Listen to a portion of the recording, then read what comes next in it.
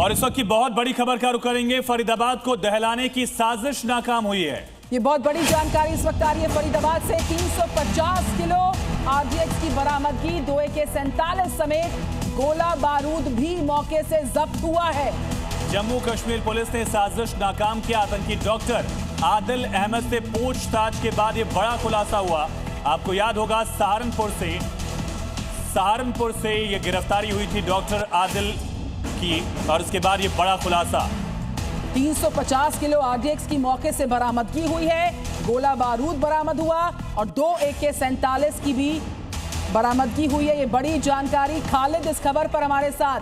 खालिद, ये बड़ी खबर इस वक्त सामने आ रही है। एक बड़ी प्लानिंग थी आतंकियों की जिसको समय रहते नाकाम किया जा सका। क्या डिटेल्स खालिद? देखिए, बिल्कुल एक बहुत बड़ा टेरर फाइल कर दिया गया है जम्मू कश्मीर पुलिस की तरफ से। खासकर इसमें श्रीनगर पुलिस का बहुत बड़ा रोल रहा। मैं आपको बता दूं, ये प्लॉट जो है पूरे देश को दहलाने वाला था। कहां कहां ये विस्फोटक जाना था ये अभी खुलासा नहीं हुआ है, लेकिन 350 किलोग्राम का एक्सप्लोजिव जब्त होना और 2 AK-47 वहां से बरामद होना एक बहुत बड़ी उपलब्धि है सुरक्षा बलों के लिए। दरअसल मामला वहां पे शुरू हुआ जब एक पोस्टर लगाते हुए डॉक्टर आदिल की तस्वीर सीसीटीवी कैमरा में कैच हुई। जब वो एक्सेशन डे जो होता है 28, 26, 27, 28 अक्टूबर को जो मनाया जाता है, उस दिन जैश ए मोहम्मद का प्रोपेगेंडा चलाने के लिए वो जो है वो पोस्टर लगा रहा था। तो उसको जब पकड़ा गया सर्विलेंस पर सहारनपुर से, जहां वो एक कैंप में का एक डॉक्टर प्राइवेट नर्सिंग होम में काम करता था, तो उसको जब इंट्रोगेट किया गया था, पहले तो लगा था कि एक अपर ग्राउंड नेटवर्क होगा, लेकिन जब उसको इंट्रोगेट किया गया तो बहुत बड़ा खुलासा हुआ।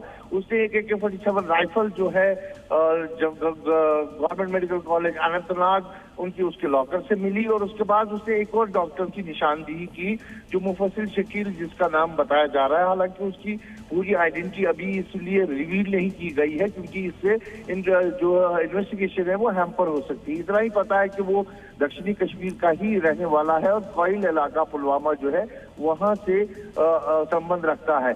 उसको जो इंट्रोगेट किया गया तो एक बहुत बड़ा प्लाट जो है टेरर प्लाट, उसका खुलासा हुआ, जिसकी निशानदेही पे बीती रात जो छापामारी हुई हरियाणा पुलिस, फरीदा पुलिस के साथ मिलकर जम्मू कश्मीर पुलिस की, वो वहां पर 350 किलो का एक्सप्लोजिव जो आरडीएक्स हो सकता है बरामद किया गया है और 2 AK-47 राइफल। और इसके इसलिए रिवील नहीं किया जा रहा है क्योंकि जिस तरह से हमें सूत्रों से बात हुई है कि एक बहुत बड़ा नेटवर्क है जो पूरे देश में शायद काम कर रहा है, और उन तक पहुंचने के लिए अगर हर कड़ी को सुरक्षा बल खोलेंगे इस इन्वेस्टिगेशन को, तो ये हैम्पर हो सकती है। दूसरी जगह से चीजें गायब हो सकती है, वो लोकेट नहीं हो सकती। इसलिए बहुत ही डिसिप्लिन मैनर में जम्मू कश्मीर पुलिस इस ऑपरेशन को कर रही है। खालिद, इसकी प्लानिंग क्या थी, इसका मकसद कितना था? क्योंकि पुलवामा में भी कम ओ बेश इतना ही आरडीएक्स था जिसका नुकसान हमारे देश को कितना हुआ ये जख्म आज तक है। क्या उसी लेवल की कोई प्लानिंग थी, मकसद इसका था? वैसे अगर हम पुलवामा हमले की बात करें तो ये एक्सप्लोजिव उससे 3 गुना ज्यादा है। पुलवामा हमला जो हमने कवर किया था वो 90 किलो आरडीएक्स जो फाइनली एनआईए की रिपोर्ट में आया था वहां पे यूज हुआ था, लेकिन ये 350 किलो आप अंदाजा लगा सकते हैं।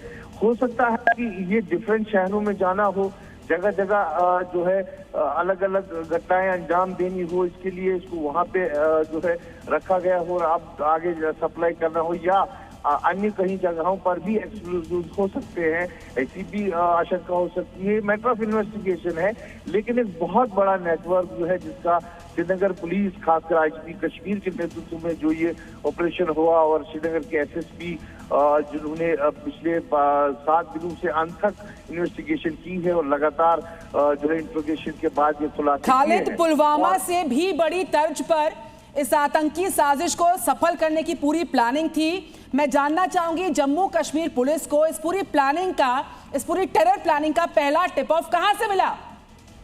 देखिए, ये टिप ऑफ जो मिला 28 तारीख को श्रीनगर के विभिन्न इलाकों में जैश ए मोहम्मद जो आउटफिट है उनके कुछ ग्लोरीफाइंग पोस्टर्स लगे, जो जब वो पोस्टर्स लगे, हालांकि पुलिस ने तुरंत उनको हटा दिया, लेकिन उसके बाद आसपास की सीसीटीवी फुटेज जो है खंगाली गई। तो कई जगहों से, करीबन 3 जगहों से डॉक्टर आदिल का चेहरा जो है वहां पर देखने को मिला।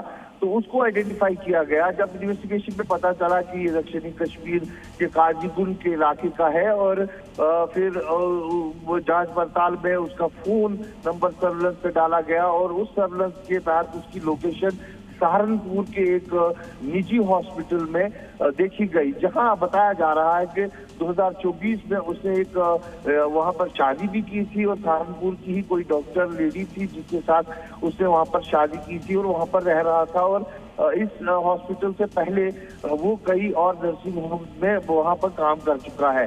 और लेकिन 2024 में वो government medical college Srinagar, Anantnag वहां पे काम करता था। और जब उसको वहां से पकड़ा गया सहारनपुर पुलिस की मदद से, तो उसको जुडिशियल रिमांड पे श्रीनगर लाया गया, और यहाँ जब उसकी इंट्रोगेशन हुई तो उसमें ये खुलासा हुआ एक कि जम्मू जो गवर्नमेंट मेडिकल कॉलेज अनंतनाग है, वहाँ जो उसके नाम पे लॉकर था उसमें एक AK-47 राइफल बरामद हुई। और दूसरा उसने जो मुफस्सिल शकील है, बिल्कुल आदिल, आप बने रहिएगा हमारे साथ।